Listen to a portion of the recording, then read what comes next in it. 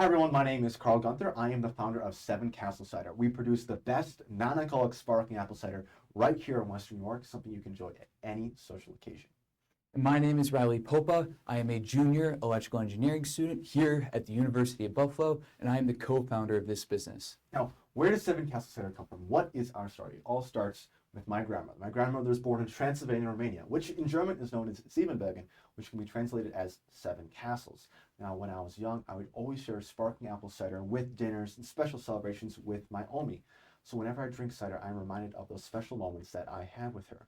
Now, last summer, I didn't have an internship, and I've always had this entrepreneurship bug. So I thought to myself, what better way I can make a better tasting cider, market it in a way that people can enjoy, at bars, at restaurants, even just hanging out with their friends in an apartment, and at the same time, honor my family heritage from Transylvania in Seven Castle Cider, where I bring my family tradition from my friends and family to yours. So what do the trends say? Today, 40% of adults within this country are classified as obese. On top of that, 30% of the food produced within the United States is wasted in agriculture alone, and 22% of young adults are actively drinking less alcohol. These statistics tell us that people want more non-alcoholic beverage options. People are starting to care about what they put in their bodies and where their food comes from. Our product is apple, start to finish. Now, furthermore, what does the market look like right now? So the total U.S. non-alcoholic beverage market is about $225 billion. Our smallest section of that is non-alcoholic beer and spirits. We're non-alcoholic cider. So it's about $11 billion right now, projected to grow to $30 billion by 2030. And on top of that, our kind of piece of the pie we want to take right now between our regional and national distribution parts is our phase two estimates, about 300 stores, between 12 units per store per week, $1.75 wholesale, getting us about $327,000 annually. We are introducing Seven Castle Cider. Seven Castle is a non-alcoholic sparkling cider produced by New York State grown secondary grade apples, which would otherwise be wasted if we didn't use them. We are actively reducing food waste, and in the process, we are creating a healthy and high quality beverage. It contains no added sugars, no artificial additives, no preservatives, no high fructose corn syrup, and it is made from 100% real juice, not from concentrates. We package in 12-ounce beer bottles and 12-ounce cans, perfect for everyday situations and your special occasions as well. It is clear, it is transparent, it is simple, it is local, and it meets the shift that we have currently identified within the market. So how do we stack up against our competitors? First, we have Martinelli's. Martinelli's packages usually in these large 750 milliliter glass bottles, and they also package in small 8-ounce glass bottles. They are considered the champagne of the cider world. Seven Castle is a little different. Seven Castle formats in 12-ounce bottles, and combined with our bottling aesthetic, it is perfect for any kind of situation, whether it's a sit-down with a friend, or a holiday celebration with your family members that you love more than anything. And we have Welch's. Welch's also packages in 750 milliliter glass bottles, but they produce their product using concentrates. Seven Castle produces using 100% real juice, and we have a very versatile packaging option. Lastly, we have Mayer Brothers. Mayer Brothers usually packages in half-gallon and full-sized gallon packaging increments. It's something that you will usually find in your home refrigerator. Our product is more refined, it's more filtered, it's carbonated. Now, what has been our progress so far? Some of the biggest progress has been, we've been getting our first sales. I'm so happy to talk about, we got our first sales, small local orders to start, and we finally got those out using our commercial kitchen. So we have a fully licensed commercial kitchen. We have a 20C production license. We have a sales tax authority letter allowing us to collect sales tax, and we have a scheduled process letter from Cornell University telling everyone our products are safe to consume and safe for us to produce. On top of that, we're also looking at getting a trade secret for our recipe.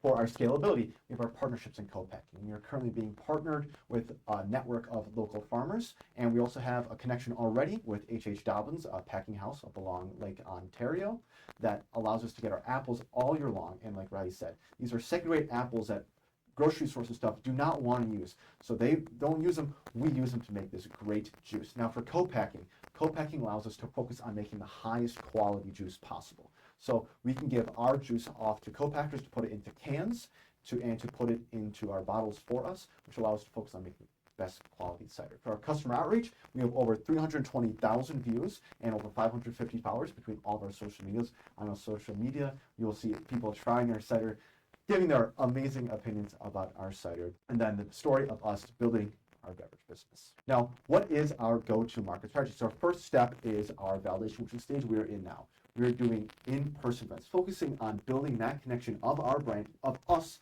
with our consumers. So we're going to farmers markets, local retail sales. We have a great connection with Dashes Market. We're looking to get into there soon.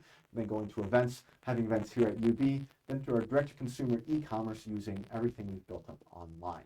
Our goal with this phase is to get to $25,000 trading 12-month revenue. Now, for our regional expansion, we hope to be between 50 and 150 retail stores, have a large co-packer either here in Buffalo or in Rochester, and then work with a regional distributor. We have some great contacts here we're trying to take advantage of and grow throughout the Western New York region with a target between $300,000 and $500,000 per annum revenue. And our last stage there is our national expansion.